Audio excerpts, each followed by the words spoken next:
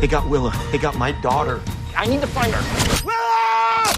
From acclaimed director Paul Thomas Anderson. You can save that girl. Today, experience what is being called the best movie of the year. This is the end of the line. Not for you. Leonardo DiCaprio, Sean Penn, Benicio del Toro, Tiana Taylor, Chase Infinity. Let's go! Here I am. One battle after another. Now playing only in theaters. Experience it in IMAX. Rated R. Under 17 animated without parent. You can't hide.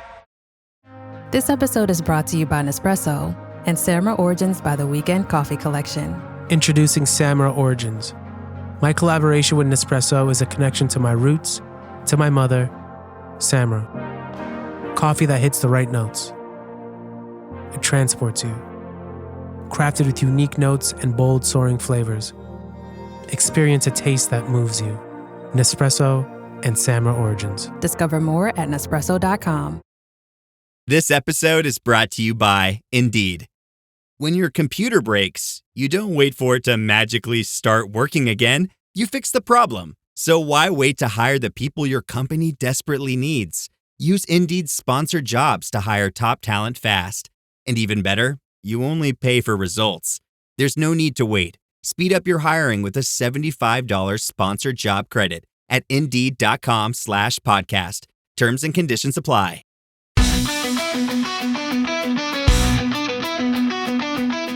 You're listening to the Super Rugby Cymru podcast.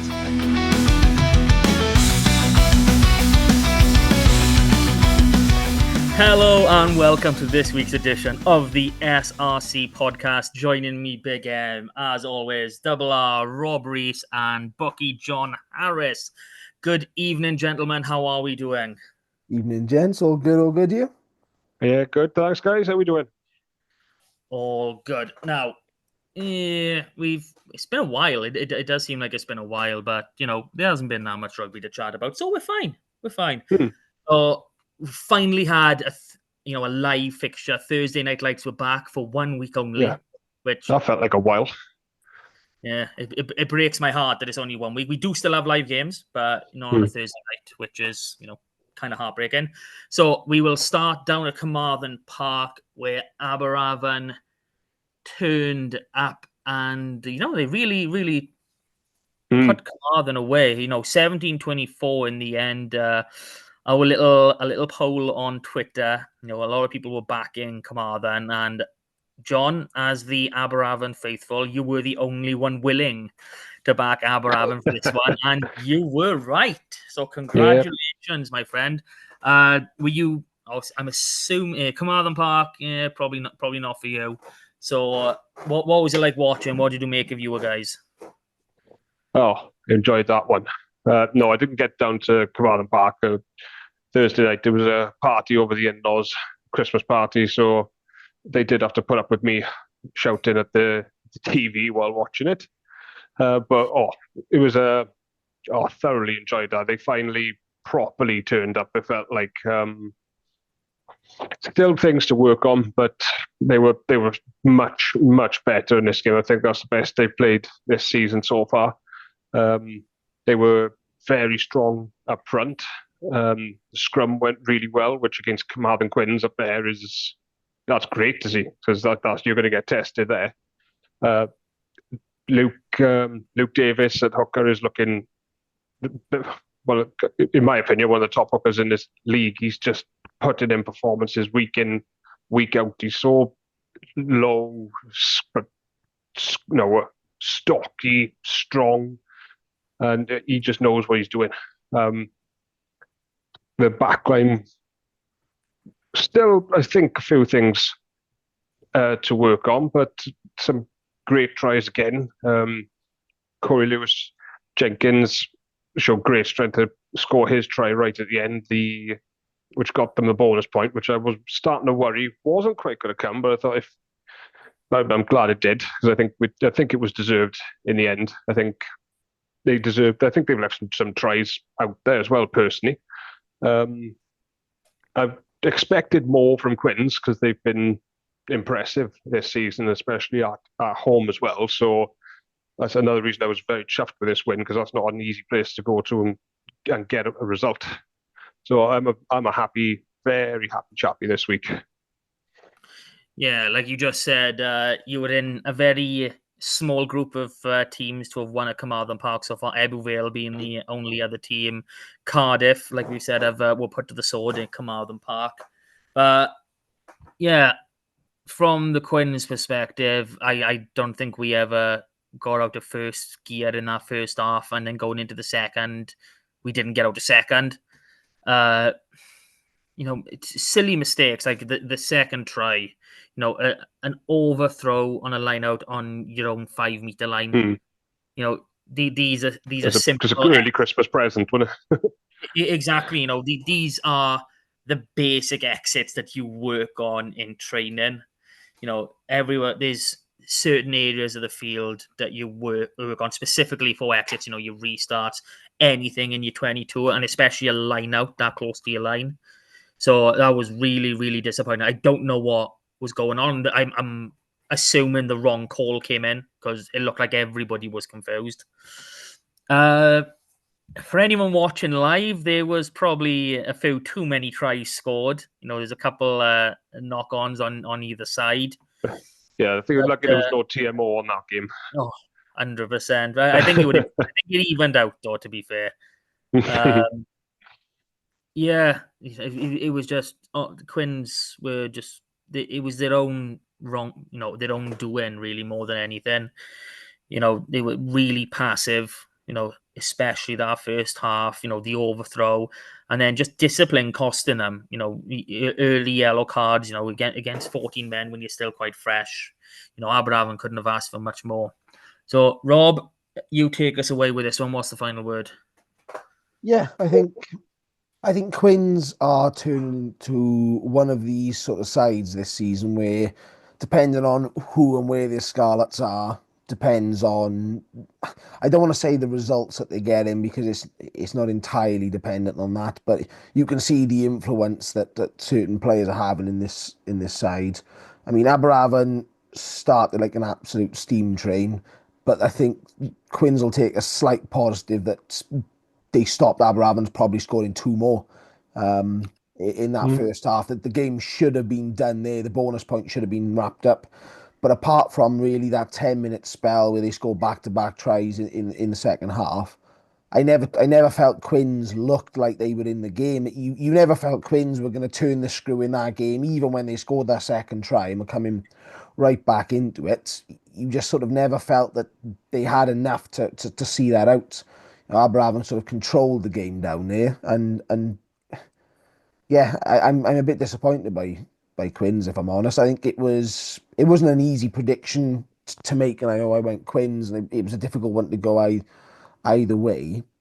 But I think one thing we're seeing at the moment is momentum is going to start favouring some sides again, and Aberravon are one of those sides that they've started pulling away from Swansea at the bottom, and was it 2 points within RGC above them now? And like I said, bearing in mind they've got a couple of games in hand as well. Yeah, to catch up, and a double header against Swansea now over Christmas. Yeah. Which, no disrespect to Swansea, but that's what you want when you've got games in hand to play. This is a perfect time. Yeah, it's not against Swansea, it's just against whoever would be the bottom team. That's who you want to play, isn't it? Yeah, exactly. A double header. This is a perfect time, but Quins will be a bit disappointed, I'll be honest. It's not where they probably want to be at the moment. They've fallen away. I'll speak on Bridgend a little bit later on, but I think we saw Quins push top 4 early in the season. I think it may have been a little bit of a flash in the pan of what we can expect from them for the next few months. I'm taking offence to that. I really take a flash in the pan. What's going on now? Home victories is what Quins built their early season success on. And this is something we're going to touch on in this episode is they didn't have a great many boys missing due to a certain under-20s fixture. But he's only scored this one try, but he seems quite instrumental in that back three is Yori Badam. It doesn't matter where he seems to play, he seems to do a very good job. And the same can be said opposite with Aberravon losing Del Nivo and among others. So we'll move on because I'm seething a little bit. So Double R might take a hit later or two. And this is the perfect game. I can start giving them a hit in. Ebbw Vale at home to Cardiff. 32-20 win. Ebbw Vale top of the league. I'm just gonna let you say what you want to say, and then I'm gonna nibble off at a few things. Go on. I think this is one of those fixtures. It actually lived up to be quite a tasty game, despite there being, on paper at least, quite a few players missing. Obviously, Tom Bowen for Cardiff, stepping up with the senior sides. Steph Emmanuel. Then you got John Evans and Ethan Phillips missing in the back line for Ebbw Vale. There's some seriously impressive players from either the start of this season or the last couple of seasons sort of missing. And it was actually a really good game. The scoreline at 17-0 probably flattered Cardiff slightly. Ebbw Vale seem, I'd like to say we're in control. You're not in control if you're 17-0 down, but had a lot more of the ball than Cardiff in those early stages. Obviously, give away the interception try at the start, and then ironically conceded from a 5-metre line out of all the things to hurt them. But it's those prop changes again. Luke Garrett, Adam Court come on. Less than 10 minutes into that second half, and the momentum changes. Absolutely changes. Cardiff started losing their head. You could see the lack of experience, not just up front, but in game management. And I'll be honest, Ebbw Vale will be very pleased in the way they kept going, because that Evan Lloyd try at the end was actually effectively a 2-point swing. At that point, Ebbw Vale had taken 4 points. Cardiff are getting a bonus point out of it. Next thing you know, Ebbw Vale gain a bonus point and shunt Cardiff out of view. So they'll be massively pleased with that. It's one of those ones again. They haven't had too many home games, but they defended the Shield yet again. That's going to be a massive one going into the pool of derbies now over Christmas. Obviously, the post-Christmas game will be the one where the Shield is up. But for Cardiff, it's a very interesting prospect, really, of where they may be. And again, they've taken on a very good side away from home, but Cardiff won't want too many more injuries in that senior squad, because they don't want to be losing their best players to professional rugby, especially when they're in a tough little run in themselves now over Christmas. Yeah, this game was won. This game was won in one location, and that was the backs. The forward battle was, very much even for majority of the game. From the reports that I'm reading, Cardiff's point of difference this season has been their backs. Now, I know you mentioned Tom Bowen to the seniors, so they lost Harry Wild, Tom Bowen, Cody Stone, Stephen Emmanuel, Elijah Evans, and I believe Matty Young was in and around as well. So add that to Dewi Cross pulling up late. They lost their back line. It can't be underestimated how good Cardiff's first string back line, even though majority of them are kids, they are top notch. And when watching the highlights of this game, and you can just see, I think it was Evan Lloyd's try at the end, you can just see the miscommunication. You can see that these boys haven't been playing together. What was the boy who scored for Cardiff? It's Edmund Anya. Lovely wheels on him. Fair play to the guy. And I'm only seeing this from clips. I haven't seen the whole match. I can't give a full appraisal of this guy. But he looked as though he weren't sure what he was meant to be doing, in that specific clip. So this is one that really Cardiff would have hoped, if they had their full string, they would have won. That's probably what they are thinking right now. And the issue is, I believe there's another under-20s game this week, this time up in Scotland. So there's no chance of getting any boys back. And they're up against Newport. So this is going to be a tough couple of weeks for Cardiff. We could see them slip 4th, possibly even 5th. That's probably a little bit too far, but that's the realism of what Cardiff are facing at the minute. it is when you consider. I mean, depending on how this Pontypool Ebervale set of fixtures go, if Newport pull a double off, if Pontypool win one or pull the double off, all of a sudden Llandovery in form, you do start dropping down, and this is where building a bit of strength, and I think this is probably Cardiff's, I won't say only weakness, but as a squad weakness, is they are reliant on two fewer players at the moment because of the link with the senior squad and players moving around. Jason Harries comes into midfield this week. Some weeks he's with the senior squad, some weeks he's not. It's that sort of pep roulette in football in Premier League. You don't really know who's gonna feature, whether it's senior call up or under 20s or injuries sort of creeping in. But yeah, Cardiff will be disappointed that they've thrown away a lead, and I know they're disappointed because some of the coaching staff threw a hissy fit in the sidelines at the end of the game whenever they scored their bonus point. So there we go. John, well, that would annoy you though, wouldn't it? 5 minutes into injury time. Yeah. So, John, do you have anything to add to this one, or shall we move on? Well, just fair play to Ebervale, Nick, because I think Cardiff have come out the blocks. I've only seen the quick highlights again on Twitter, which is a shame because not all the highlights are up either, which is quite annoying before we come on to record this. But I was keeping up with all the scores at halftime on Saturday. And I saw Cardiff 17, was it 17-7 up at halftime? Yeah. I thought, my predictions are probably going to be down because as good as Ebervale are, surely you can't give Cardiff a 17-7 lead. And because in my head, I would have also thought Cardiff would probably be able to outlast Ebervale in the fitness stakes. And they've been clearly proved wrong by here. So, they've limited Cardiff then to just one penalty in the second half and scored 25 themselves, 3 tries, penalty, and that's got credit to Ebervale because they put Cardiff one of the best teams in the league and they raced into a lead. And Ebervale have not only overturned that, but also stopped Cardiff getting anything, which is the real impressive thing out of that as well, because every point's going to count. So that's a great result for Ebervale. I picked them going into it, but like I say, when you see that score at half time, you think then, but that's brilliant. That's impressive second half performance. Yeah.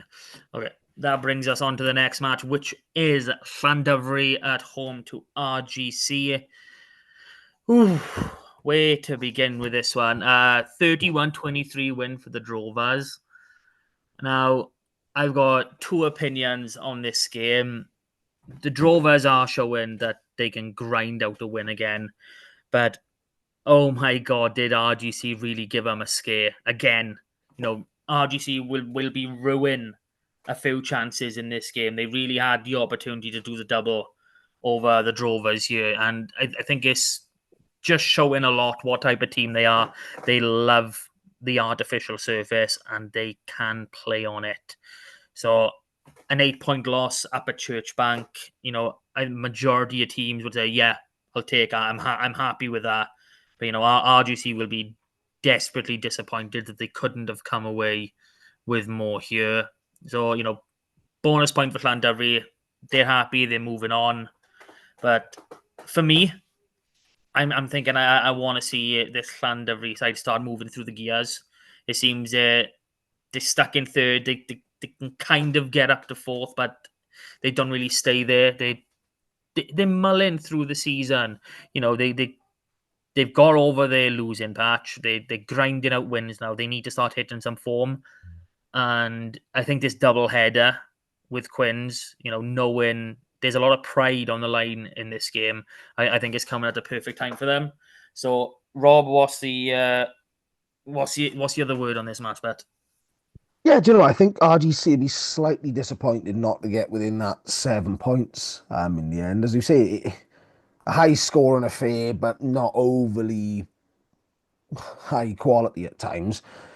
As you say, we're at the stage now where Llandovery need to kick on. They're starting to string wins together, which they couldn't do at the start of the season. But what they can't afford to do, as let's say defending champions or slightly different competition, but is sort of have their big moments that, they've had 2 years in the finals now, and they need to capitalize on what is a very, very good squad. I mean, if you look at their squad on paper, it's probably between them and Newport as the strongest squads by far. And it is by far when you look at the depth, even of the Cardiff and Ebbw Vales in this league.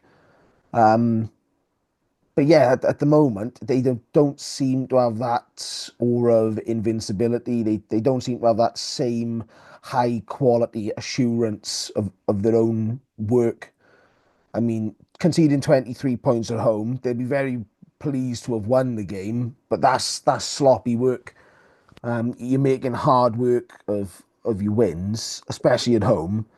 It's not boding well. And as you say, these derbies come at a very interesting time because it's now a double header. It's not just a Christmas derby, a one-off. It's a double header, and you really got to transform. This Quins are going on in a bit of a low. Llandovery, I wouldn't say a low, but a bit of a lull. It is that time now. We need to see Llandovery kick on. If they don't kick on in these next few weeks, for me, we lose them as proper title contenders. And I know with the format that we've got, everyone's going to be in it, and you never discount a side like Llandovery. But if they don't kick on and start taking comfortable 5-6 pointers now out of these next few weeks, for me, I think we're starting to get to a point of discarding Llandovery, which seems a bit ridiculous maybe for a side that's in fourth, but I think that's where we are at the moment. We're at the level of needing them to switch that gear on and move on now, because they've shown us they can win. Yeah, good. Everyone can win in this league apart from Swansea. You've got to start stringing good wins together now.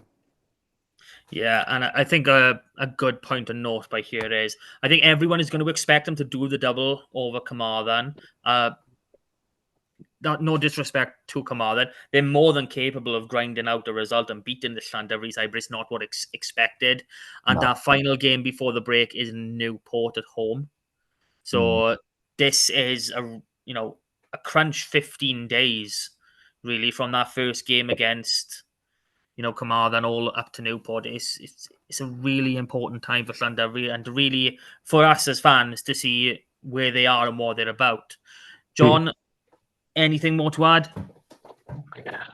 Yeah, I think RGC are going to be very disappointed with this one because they were in the lead going into the last 10 minutes of this game. And I think Rob's making a good point there. Yeah, they are. It sounds strange to say for a team that's won 5 on the bounce and is up in fourth, but you've got to think if this was one of the top 3 sides, if this was a Cardiff, a Newport and Ebbw Vale, would they have closed that out at the end? Because they are in second, third year. They're not in a stride yet that we know they are capable of with the team they've got.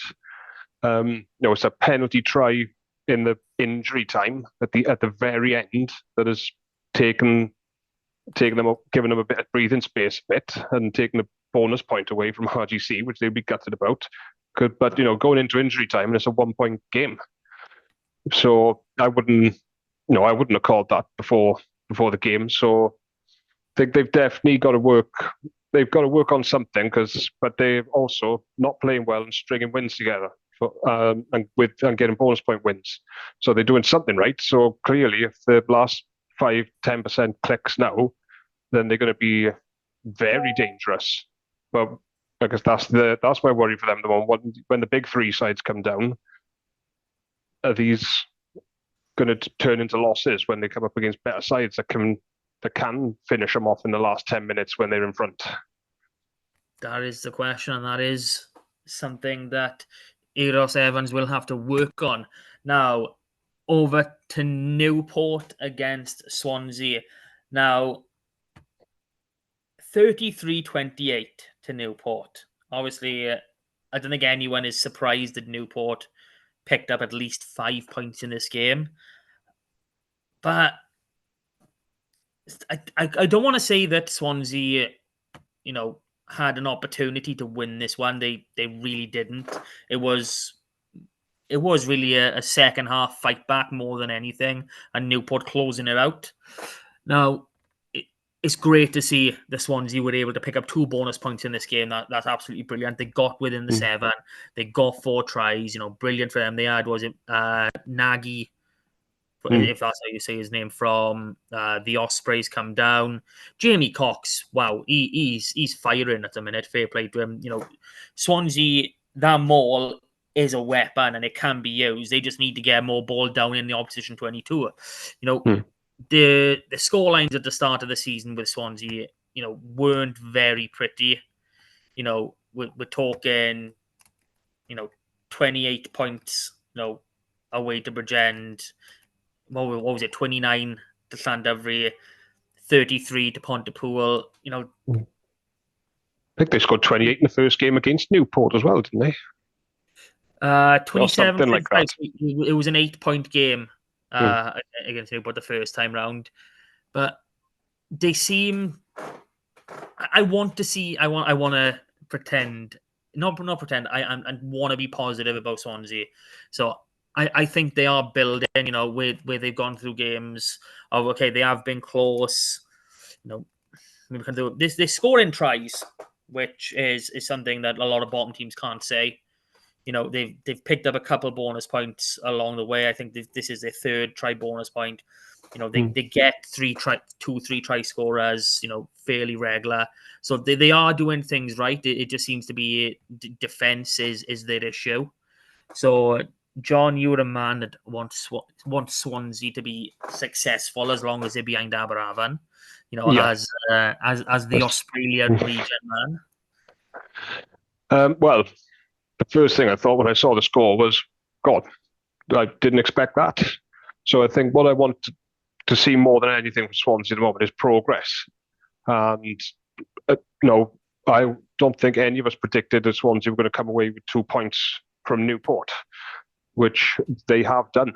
So I've got to give them credit for that. And watching the quick highlights, some of the tries they scored were really nice tries too, as they always do. They always score lovely tries. But you are coming up against one of the best sides in the league. You're on their own ground, and this is it's 9 minutes into injury time. They've got their last try. Swansea might have put, which fair play to them because they've gone and got that 2 points out of the game. But it's not like you said. They probably weren't in the game with a chance of winning it. But they've gone to Newport and come away with 2 points. Not many people say that. I thought some of the boys, the backline does look sharp again, I thought. So it was also nice to see that driving maul going so well from the tries they scored. That looked very good because we know Newport have got a strong pack themselves. So I'm really pleased to see some progress from Swansea. Hopefully not too much before our double headers. Hopefully they really hit their stride now just after Christmas and in the new year. That's what I'm really hoping. They can win as many games as they want after that. And Newport keep marching on. Great.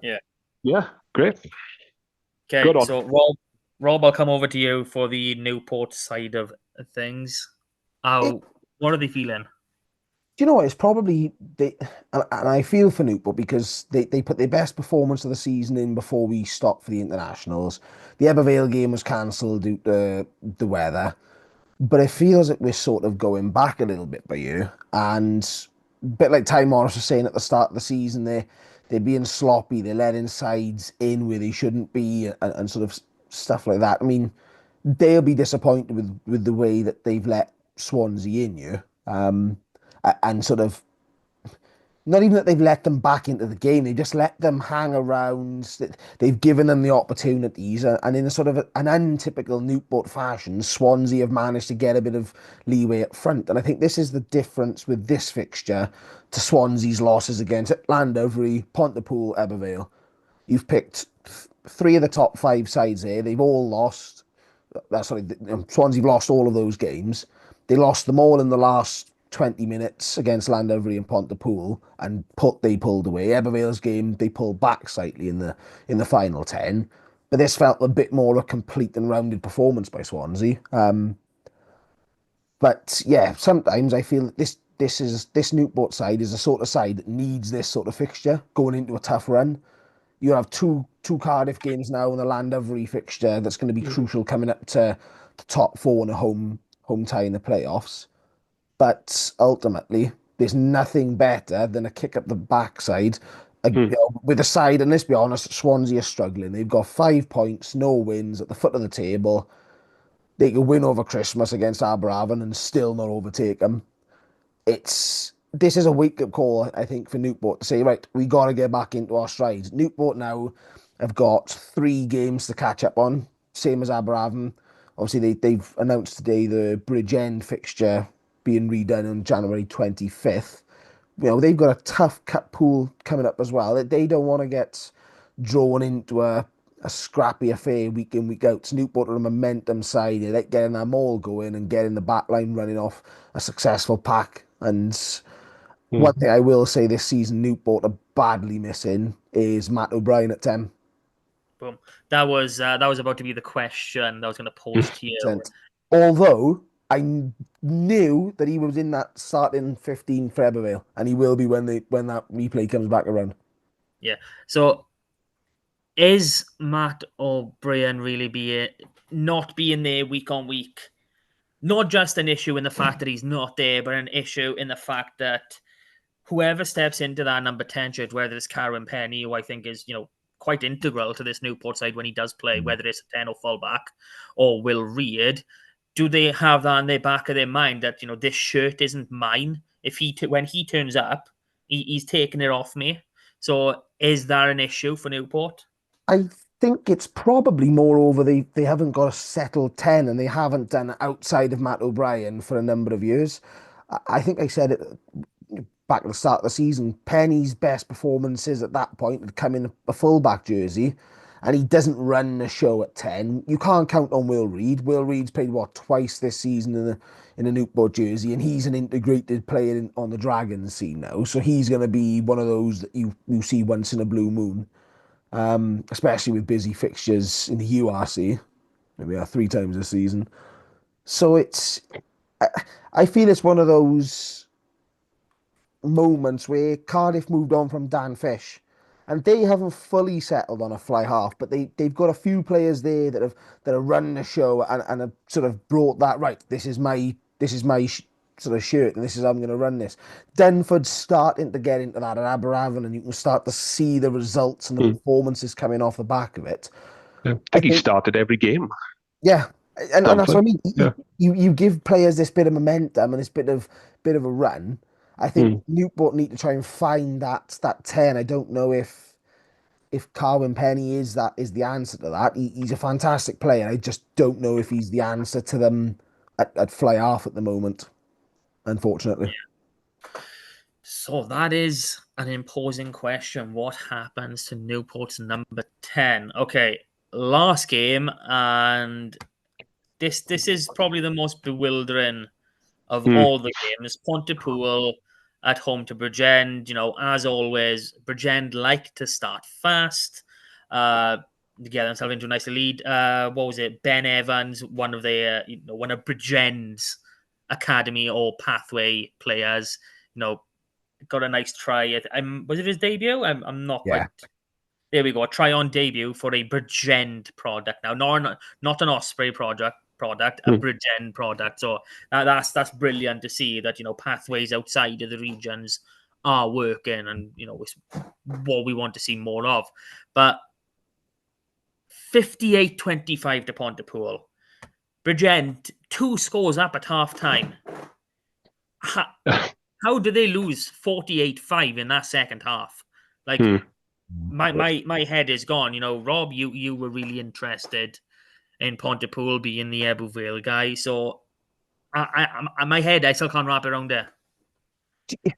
There's probably 2 different sides to this. I think Pontypool finally showed what they can do with ball in hand. I feel they've been waiting for it this season. They've got such an impressive backline. There's a reason that the Dragons have looked at Mahoney in development fixtures. He's not part of the pathway or anything like that. He is a Pontypool player. And you can finally see, you only got to look at the last 2 tries, and it was You could try the month together, and both of those could be in there, and equally, you probably won't find many better tries at all. On the other side to this is I'm starting to be very disappointed with Bridgend. I said at the start of the season they're the sort of side that shows a lot of promise and dips away. Now I think we talked about Carmarthen Quins being a flash in the pan. I think when we saw Bridgend play Swansea twice, and at the time an Aberafan side it was pretty poor and struggling for consistency. Everyone was talking about them being top four, and oh, is this the season they kick on? Are they really this good? And we've seen them play pretty much top halves of the table side since then, and they've been on the end of some pretty big 6-pointers numerous occasions. So it's unfortunately, I think Bridgend are on a bit of a slide and are finally finding the level of the table where they're going to be at. But I'm seriously impressed with Pontypool. In years gone by, they've got dragged into a bit of a tussle up front because that was the way they always won. The same when Ebbw Vale came up. You're playing championship sides as it was then. You're pushing them round, with props with a pint in, in one of their hands, sort of thing. So you get used to this forward-orientated game, and the way that Pontypool have kicked on, especially this season from last, is they're now kicking on and punishing sides. I mean, to score nearly 60 points, they're scoring a hell of a lot of tries. They did it up at RGC. I know that wasn't a win for them, but they're scoring points home and away. This is not an artificial surface or anything like that. It's seen very tough conditions over the past month, and that's what's really impressed me. And Pontypool will be going into this sort of double with Ebbw Vale in equally good spirits, which should be good because it's that sort of fixture that everyone relishes. Everyone talks about good crowds, but there are actually going to be two good crowds at Pontypool and at Ebbw Vale because they are probably the two best supported sides in the league. You've got two sides actually on form on the field, playing good brands of rugby. I think Ebbw Vale now as well are starting to break away from them all, which is probably a bit of a relief in sort of neutral eyes, I guess. Not just because of the style of the rugby, but we're going to see a bit more variation. And it actually sets us up really nicely because Pontypool now are only 5 points off Llandovery in fourth. But as we've seen with all these different fixtures, if you have a good little run now, if they have a good run, playing a side that's above them, it could really work in their favour in climbing this table with Cardiff and Newport clashing. So yeah, I'm seriously impressed with Pontypool at the moment.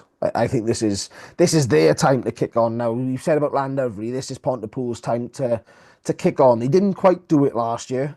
They sort of finished just short, got deducted a couple of points for not playing RGC, and sort of they didn't whimper away, but sort of fell away probably a bit earlier than everyone would have hoped. This is their time now. This is their opportunity to put their hand up and grab one of those home ties because nobody's going to want to go to Pontypool Park for a playoff game. No. 100%. So, John, Bridgend do sort of come under your purview as well. Nice and quick. What's going on? Try and get it all out in 60 seconds. Let's go. I think I got the same question as you boys. What the hell happened here? Another game I was checking on the results at half time and I've seen Bridgend 20 points to 10 up. But I thought, fair play to Bridgend. They're going to make a fight out of this now. And then I've seen the full-time result and I could not believe it. From what I've read, this has been Pontypool. That second half of Pontypool is probably the best second half they've put together all season. And what's so impressive, not only have they gone a bonus point in that second half, but once they've got it, they've gone on and scored another 4 tries after it. To score 48 points in one half is ridiculous when you lose in the first half. Meek is a machine with his kicking. He's slotting points from everywhere as well. So it's nice to know you've got that in your back pocket if you need it. But yeah, it's made me very excited to see to see what happens. I'd love to see it as well, but to see what happens with the Pontypool Ebbw Vale game coming up now, because it's thrown a spanner in my predictions. But yeah, I'm very disappointed with Bridgend after this one, because like Rob said, and we've all said, expected them to kick on after stringing a few wins together in the season. Even though we weren't playing well, it's still a win down the tag is something that should kick you on them for going into a home game, and I don't think they've won since. So I don't know what's going on there and where they go from here, to be honest. But I'm so impressed by Pontypool there. And yeah, like as you said, no one is going to want to go up there to play a knockout game. But I would love to see that game on the weekend now between them and Everfield. That's going to be a cracker, I think. And I don't know how to call it. Yeah. Okay. So that rounds up all 5 games from this previous round of the SRC. And if you've made it this far, you're obviously a glutton for punishment. So you might as well like, share, subscribe, give us all a bit of a help. Comment. We want comments. We want you guys to engage with us. Anything. Ask us silly questions. What does John have for breakfast? I reckon he eats the same thing as his baby, to be honest. He looks like the type that enjoys a bit of baby food. So more or less, it's just a bowl of porridge every morning. It's just the easiest. That was meant to build some hype, build some, intensity to it. Some surprise. You've gone and ruined it, John. What's going on here? All right, then. So I'll have something special on Saturday before the derbies. It's Christmas. We get double headers. Mm-hmm. I think all but one of them is, pretty local, which, is the Bridgend RGC. Bloody RGC. We put that to one side a sec. We've got a lot of good fixtures to talk about, and we're not quite sure with the way Christmas is falling on a Wednesday. We're not sure if we're going to get a podcast next week. So we'll have a quick look at both matches if we think there's going to be anything different in the reverse. So let me get my perfect screen up. It's taken about 3 years to find it, and then another 5 years to find where we're going. All right, then. So first up, I've got you, John. I've got Aberavon and Swansea. Yep. So we've said plenty of times, Aberavon are an improving force. They've got quite a few weapons. They're starting to get wins, 3rd win of the season, this past weekend. Swansea, whilst losing every single game, we're trying to find positives, and we are finding some positives. I think if they could take a few losing bonus points out of these 2 games, I think that would be progress. I don't know what you feel would be, a good result for Aberavon over these 2. Is it a minimum of, 5 points in each game? I think it has to be, personally. If you're going to go up to Carmarthen Park and come away with 5 points, then when you play the bottom team who haven't won a game all season in a double header, you've got to target them, and you've got to target 10, possibly 12 points. And that's not a personal attack on Swansea. I think that's just whoever the bottom, if any of the teams were the bottom team and you were playing them in a double header and they haven't won all season, when you've got games in hand and you need to climb that table yourself, you've got to target them as 5-pointers on 6-pointers. Bookies are looking at that the same way. Aberavon 10-1 on for this one, 5-1 for Swansea. 16-point head start they're giving Swansea. Historically, we do perform very well against Swansea, especially at home. I think it was 48-25 or something, somewhere around there last year, the last time we played them at the tag. But then again, as we all know, all the teams are so different this year. But I would like to think Aberavon are going to come away from this one with, I would like to think, 6 points being home as well. But as we've seen, Swansea can go out there and score 4 tries as well if they want to. So if we want to beat them, then we're going to have to score minimum 4 or 5 tries to do it. And if we want 6 points, we might have to score even more. But I've got to go with Aberavon for this one. Aberavon and I'm going to go Aberavon with 6 points, but wouldn't be surprised if Swansea score another 4 tries and get another losing bonus point. Okay. Rob, on final word on this one, we're already decided this is going to be Aberavon back-to-back wins. So, what's the final word? No, I think if I'm Jason Hyatt, I'm saying 12 points, boys. We've got to go out. And you take it one game as a sort of as they come, but it's nice having that home tie first. You know, Aberafon are starting to build momentum. You want to give that home tie now. You can kick on, get a big 6-pointer. There's another win in the bag. You're already in that sort of that pack right up to sort of 6. And then all of a sudden you're looking at going down to St. Helens and pushing for that 6. If you've already got the 6 in the bag, there's nothing better than getting another 6 and saying, well, boys, we've had a perfect Christmas. Realistically, for Swansea, I think they need to hope that they get a strong backline and with some help from the Ospreys, Cornelius, Houston, Nagy, all those sort of boys need to be involved. Otherwise, I don't realistically see much of a hope. But yeah, this is, for me, Aberafon win this weekend. There we go. So on to the dreaded non-derby doubleheader. Bridgend against the next door RGC. neighbours. Yeah. Coastline derby. Brody Field to start before we head up to Colwyn Bay the following week.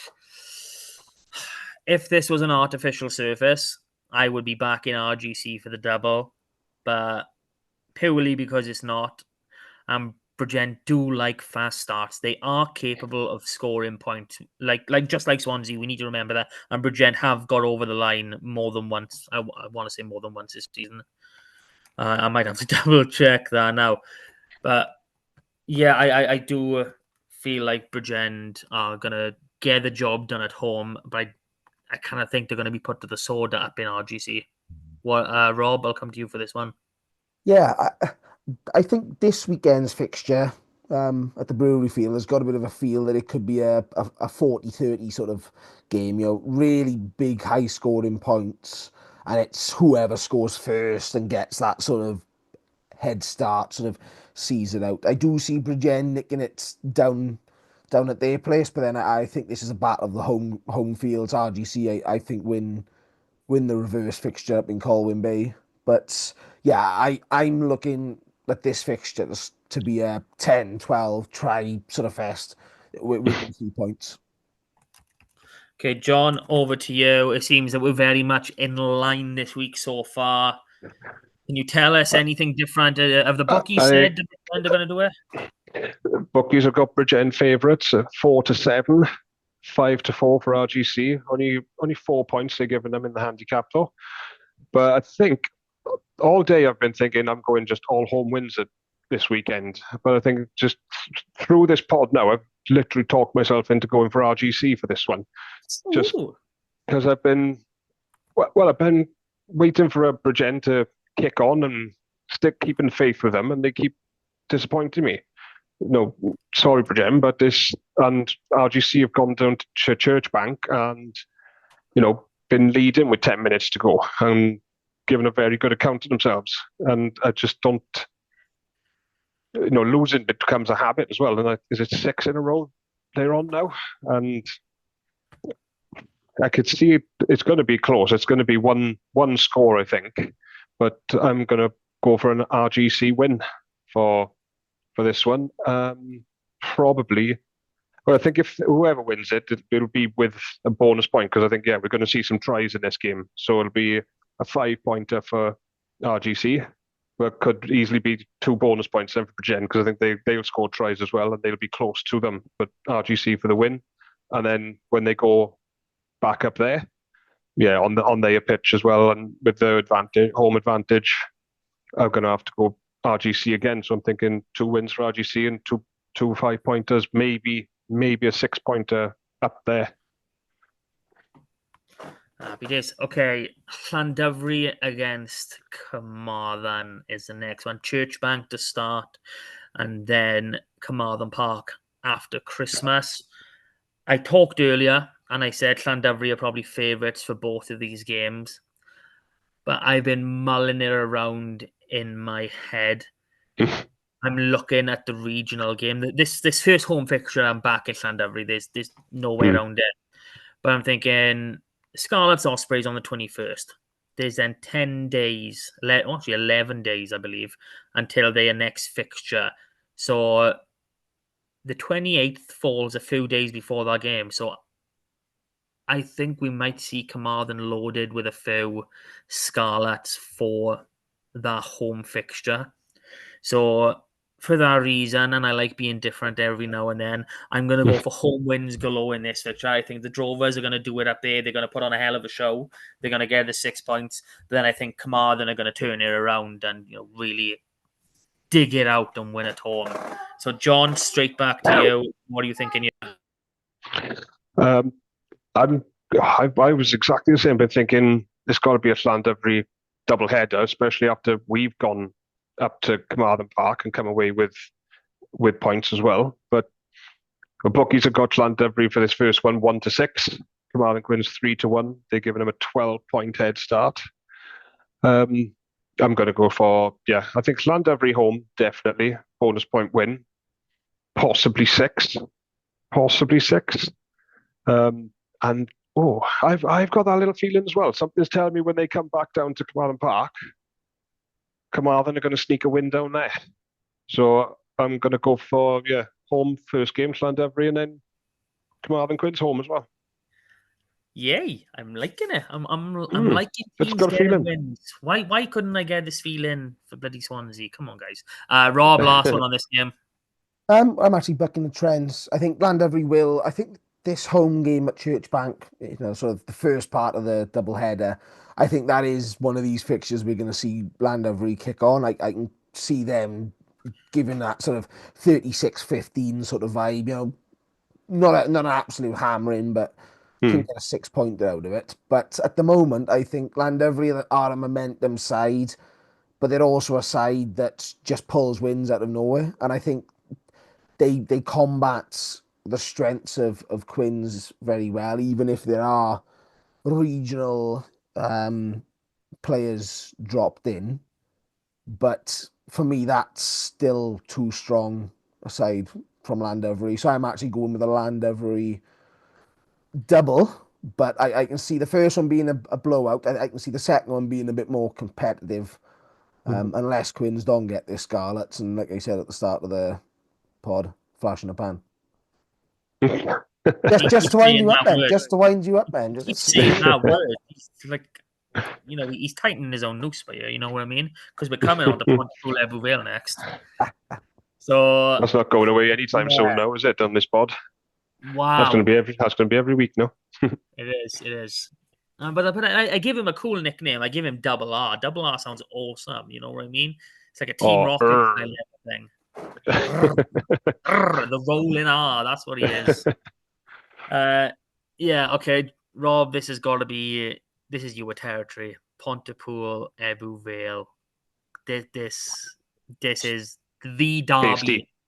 This is if you go in, if you don't follow one of these teams and you've got a choice of which one to go to Pontypool Park this weekend. It's going to be epic. That's all I'm going to say. Rob, you take it away. Yeah, it's a strange sort of format where I think the fixtures and how they lie, Pontypool being home first, Ebbw Vale home second, favours both sides. And I know that sounds absolutely ridiculous, but I think Ebbw Vale would rather go away now, having defended the Shield, let that sort of, take the edge off a home performance and sort of allow themselves to get stuck in and not worry about a Shield, let the momentum and sort of the hard work do the talking. But equally, Pontypool are a side who want to make Pontypool Park a fortress. They're coming in off the back of some good rugby. At the moment, I just feel like Ebbw Vale are slightly controlling games better. And what we've seen them do is control games against the top sides. The only top side they haven't played is Newport. Everybody else at some point has been controlled. The Llandovery performances are probably the least controlled of all the big sort of names to be put to the swords, but I think the Cardiff performance, even with names missing on both sides, probably tells us a bit of a direction in where Ebbw Vale are starting to go, and that is they're a team of 15. I said that they're not just this small, and that's come at a very good time, and that's why I'm going to throw a spanner in the works here and say this is going to be an Ebbw Vale double. It couldn't be anything other. You are. What is John Abravan, you know? Yeah, no. Imagine picking your own team every week. For God's sake. What do we call you? Are you an Ebuvalian or what's the term? What No, would we call you when you were lot? Should we say as long as we don't call it. Steelers? It's not very nice, is it? So, oof. I Yeah, mean, it's a tough one to call, but I think the way that Ebervale are controlling rugby at the moment, with Pontypool are a bit more, you know, it's not a scattergun approach, but it's more rapid fire and no time to breathe. And I think at the moment, Ebervale are in that mood to just whip that out and say, right, let's breathe, boys. We're doing what we want to do. And they're not allowing sides. Realistically, look at that Cardiff game. There was one try scored by Cardiff from what they wanted to do. The other one was an interception. That's what's slightly favouring me at this point. And I think the other thing here is Pontypool, and we've mentioned it how many times this season, starting slow. They start slow against Ebervale and they're in trouble. yeah. I mean, I don't want to take away from the Cardiff performance, but You just do that. You just do that. Ruin all the flash in the pan comments now. Like everywhere they're one trick ponies. We know that. So The one thing I will say, I think what hurt Ebervale at Pontypool Park last year, and I was there on a Thursday night, was the line out. The line out hurt Ebervale, and it's been a bit more dodgy up and down this season. But they're liking playing with three locks, and I've been mentioning it this week on social media. I'm interested to see how the packs line up and who goes where, and if does Morgan Allen move into the second row? And I think what we could see is three line-out options for each, but also a big pack on either side. Ebervale have been playing Jack Pope at blind sides, and it's been working a dream. And I think that's the sort of... I think we'll see... Forget the back lines. We don't even care about who's named in the back lines. We may as well just name 8 players and 8 subs for the forwards at this stage. But well, I would love it if Ebervale would name 8 subs. That would be a dream for me. Honest to God, waiting for you on a Saturday of mind games in the group. Oh my God! No, this one is this is paused on the edge of a cliff. This really could go either way. I do think Ebervale just do nip it in the pack, and then the opposite in the backs. I think Pontypool, so long as they got everyone they want fit and in the right positions, I think they edge that back line. So it's going to be a tight one. But just for the sake of it, I'm going for a Pontypool double. John, what about you? Oh, double? Well, hey. This is... I've been back and forth on this one all day. Bookies have got Ebervale favourites for this one, for the first game at Pooler Park. Pontypool 11-8, Ebervale 8-15. Pontypool 5-point head start at 10-11. What's thrown a spanner in the works for me now is that second half against Bridgend for Pontypool. If they do start slow, they can score 48 points in a second half, which obviously is not going to happen against Ebervale. But even if they score half that, that's not bad. So yeah, like you said, I think if I wasn't going to Aberafon and Swansea on Saturday, I would love to see this one. And I think I'm going to pick Pontypool to sneak this one in that first game because of that home factor. I think there's going to be a big crowd there. It's going to, it's the Christmas derby. They're at home, and I think they're going to need to be on the top of their game. But I think they're just going to nick it at home. But then I think they're going to lose then at Eugene Cross, if that's what we call it now, or the Cineglass, whatever it's called. So I've got to go Ebervale for the reverse fixture. So Pontypool Saturday, and then Ebervale. Home wins all round. Okay. This brings us on to the last game, which is on the Sunday to start live on S4C, 5:15 on your Sunday afternoon. Cardiff against Newport. I should say that the RGC game against Bridgend on the 28th is live as well. That's another 5:15 kickoff on the Saturday. So, plenty of rugby still coming live from the SRC. We're fastly approaching an hour. I think we're around 57 minutes. So we won't take too long on this one. Cardiff Newport. For me, it depends entirely on how many of this backline Cardiff have got. I don't think they'll have it this weekend. So I think Newport are going to do it at cap. But, I think I got to go for a Newport W. I think Cardiff are going to have a bit of a slump without these boys. I don't know what the fixture schedule is for the 20s over the Christmas period, but they've got 2 games, last week, this week, and then they've got another 2 games in a fortnight's time, or just more than that. So I would imagine they'd have a training block, and they probably wouldn't want a few but certain boys to play in case of injury. So yeah, I'm going to go for a Newport double in this one. John, straight back to you. Oh, you guys still there? I thought I lost my sound then. No, I can hear you. I can feel me being boring again by and going for 2 home wins. I just bookies have got Cardiff favourites for this first game, 4-11, 2-1 for Newport, giving Newport 8-point head start at 10-11. And I just can't see him losing at cap. As good as Newport are, again, this ain't going to be much. The bookies are never too far off. So, I think 8 points is a little bit generous, but it's going to be 1 score. And this is another great game that I would look at. I'm looking forward to watching on Sunday, actually. So I'm going to be boring, unfortunately. Just go home wins all around Cardiff for the first game. Newport then to write that on the reverse fixture. Who would have thought the Aberraven fan would be boring? Okay, Rob, over to you to finish it off. So I'm in a similar boat to you, in terms of I think with player availability and the injuries at professional level as well, we're going to see a few key players missing this week with this Cardiff squad.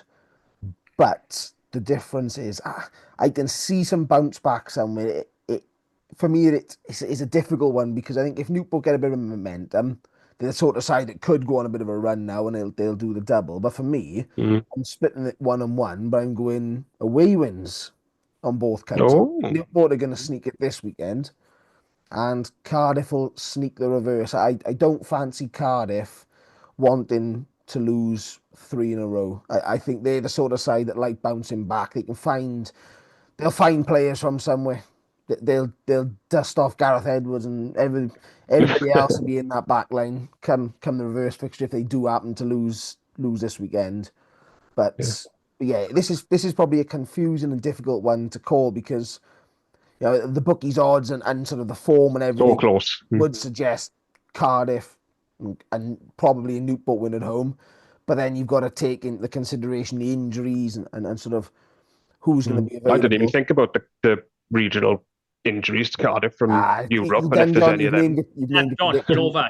No, I'm not changing my mind. I just didn't think about that. Went for the Swansea double as well, I think. I heard at the start of the pod. Yeah. I'm sure I did.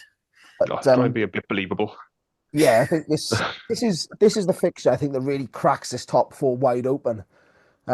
Because I think if they share the spoils, Cardiff come back into the pack all of a sudden within 2-3 weeks. Newport sort of, I'll say climb up because obviously they're sort of a game behind everybody else there. But that Pontypool, Ebervale, Cardiff, Newport one, if they sort of all get split evenly and Landovery come with something, you could be looking 5 or 6 points separate in the top 5. Great close stuff. That's exactly what we want. It's what we want to see.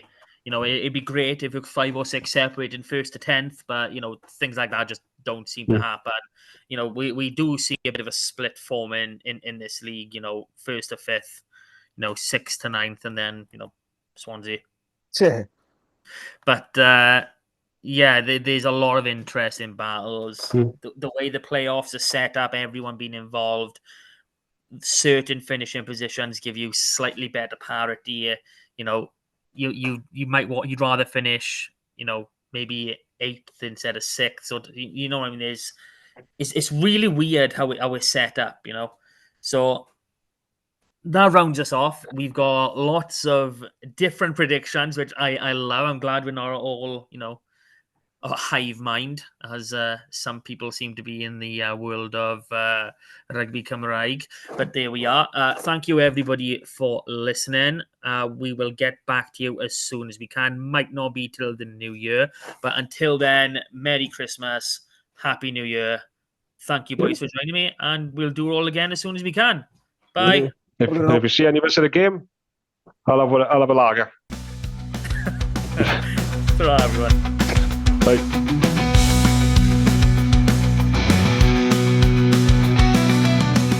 That was the Super Rugby Cymru podcast. Please rate, review and share us on socials if you can, and join us again next week for more of the same. And until then, enjoy your rugby.